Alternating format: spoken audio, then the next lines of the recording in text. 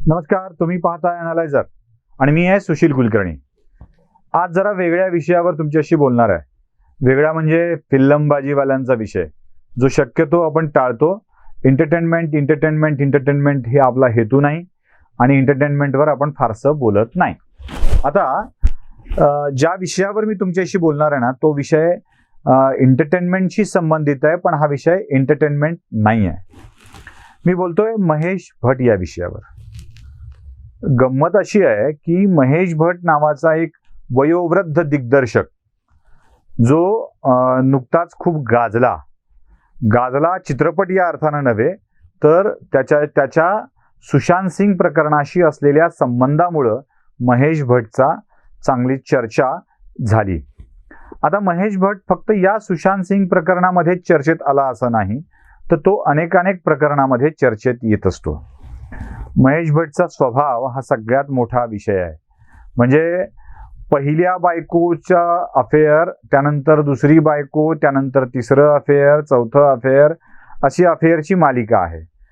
आता यात पहिल्या बायकोची मुलगी, जी साधारणतः 20 वर्षापूर्वी चित्रपटात आली होती, तिच्यानंतर त्याची दुसऱ्या बायकोची 20 वर्षाची मुलगी चित्रपटामध्ये आलेली आहे.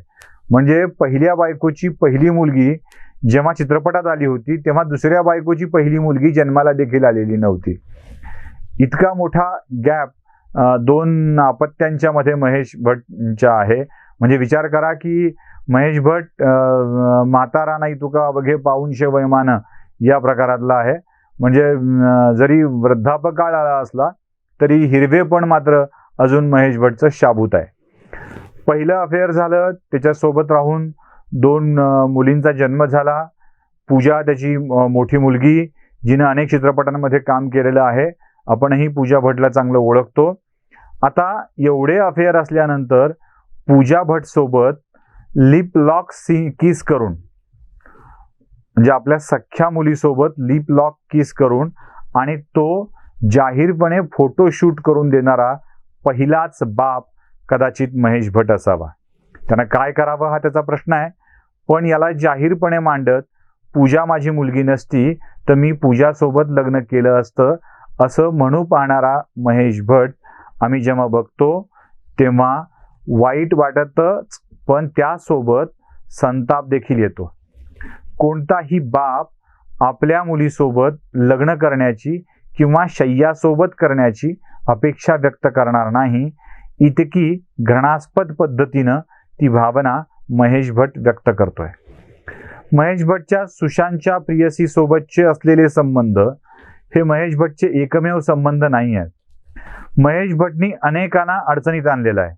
आता आपण एक छोटासा व्हिडिओ मागच्या बाजूला बघत आहात आणि त्यात तुम्हाला दिसेल की जिया खान सोबत महेश भट कसा वागतोय. ही जिया खान तुम्हाला आठवते का? आता हा संपूर्ण व्हिडिओ मी बोलत असताना तुमच्या लक्षात येऊन जाईल. साधारणतः 30 सेकंदाचा हा व्हिडिओ आहे. त्या जिया खानला तो आपल्या बाहुपाशात घेतोय आणि तिच्यासोबत काहीतरी असे चाळे करतोय आणि ते अनाहूतपणे कुणीतरी शूट केलेले आहेत. आता ही जिया खान कोण तुमच्या लक्षात आलं असेल. या जिया खाननं देखील आत्महत्या केलेली आहे आणि या जिया खानच्या आत्महत्या प्रकरणामध्ये आदित्य पांचोलीचा मुलगा सूरज पांचोली अडकलेला आहे. त्याच्यावर केस दाखल झाली आहे, त्याला अटक झालेली होती. या छोट्याशा पोरीसोबत म्हणजे महेश भट समोर जिया खान हे आजोबा नातीसारखं नातं आहे आणि त्यात महेश भट तिच्यासोबत कसा वागतोय हे आपण बघितलेलंच आहे. त्यासोबत आपण काही फोटो देखील बघत आहात की ज्यात महेश भट वेगवेगळ्या स्त्रियांच्या सोबत तो कशा स्वरूपामध्ये दिसतोय, कशा स्वरूपामध्ये आपल्याला तो वावरताना बघतो आहे. आता जिया खानच्या प्रकरणानंतर, पूजा भटच्या लिप लॉकच्या किस सीन नंतर किंवा आपल्याच मुलीसोबत तो कसा वागतोय त्याची अफेअर्स तपासल्यानंतर आपल्या लक्षात येईल की हा अत्यंत स्त्रीलंपट आणि भोगविलासी स्वरूपाचा माणूस आहे. त्याच्यावरती मुख्य आरोप हा आहे की जिच्यासोबत सुशांत सिंहचे उत्तम संबंध होते, तिच्यासोबत देखील महेश भटचे शारीरिक संबंध होते. याच महेश भटनी सुशांत सिंह गडबड करतो आहे, त्याचं मानसिक संतुलन बिघडलेलं आहे, त्याला उपचाराची गरज आहे असं रियाला सांगितलेलं होतं म्हणतात. आता या सगळ्या फिल्मी गॉसिप्सवरती किती विश्वास ठेवायचा, किती खरं मानायचं हा जरी विषय असला तरी सातत्यानं महेश भट सारखी प्रवृत्ती हे असं करताना आपल्याला दिसते. खरं तर फिल्मी माणसांनी काय करावं, कसं वागावं हा बोलणे आपला ना प्रांत आहे ना विषय आहे, ना आपला कधीच तो चर्चेचा विषय देखील असू शकत नाही. पण 1, 2, 3, 4 अफेअर करता करता आपल्या नातीच्या वयाच्या मुलीसोबत अशा स्वरूपाचे घाणेरडे चाळे करणारा एक दिग्दर्शक, आपल्या मुलीसोबत लिप लॉक किस सीन करणारा एक दिग्दर्शक, ही प्रवृत्ती नसते, ही माणसं नसतात, तर ही असते एक विकृती. आणि अशा विकृतीला लोक फॉलो करणार असतील तर धोका अधिकच वाढत जातो. म्हणूनच या विषयाला समोर आणणं आवश्यक आहे. महेश भट सारख्या या प्रवृत्तीला विरोध करायचा असेल तर ते जे प्रोडक्शन देत आहेत त्याला नाकारणं हा एक सर्वोत्तम पर्याय असू शकतो. जिया खानची आत्महत्या झाली, पाठोपाठ रिया प्रकरणामुळं सुशांतला आत्महत्या करावी लागली. अशा किती मृत्यूला महेश भट जबाबदार आहे हे देखील तपासलं पाहिजे.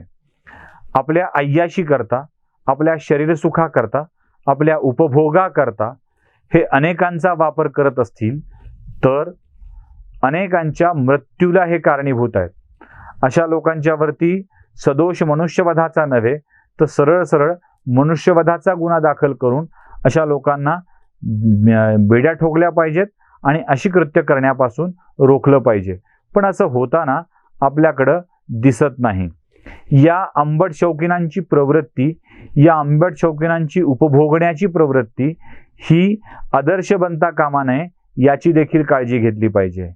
हे यासाठी बोलावं लागतं की अशा माणसांच्या हातात चित्रपटांसारखं माध्यम असतं जिथे चमकता येतं, जिथे मोठं होता येऊ शकतं. म्हणूनच अशा मंडळींच्या अनेक तरुणी आहारी गेलेल्या दिसतात.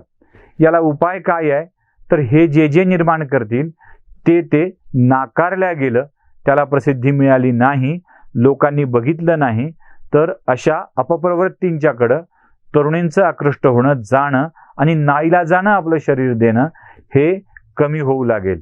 त्यामुळं अशा अपप्रवृत्तींना रोखण्यासाठी लोकांनाच आता पुढाकार घ्यायला हवा. सुशांत सिंह प्रकरणात महेश भटचा काही सहभाग आहे की नाही हे स्पष्टपणे लक्षात येईलच. कदाचित त्याची तपासणी देखील होईल. पण त्याच्या आधी जे समाज म्हणून आपल्या लक्षात आलंय ना, ते लक्षात घेऊन वेळीच सावध व्हायला पाहिजे. एवढंच. नमस्कार, मी आहे सुशील कुलकर्णी आणि आपण पाहत आहात अॅनालायझर न्यूज. अॅनालायझरला लाईक आणि सबस्क्राईब करायला विसरू नका. सबस्क्राईबचं बटन नक्की दाबा आणि त्यासोबत बेल आयकॉन दाबायला विसरू नका.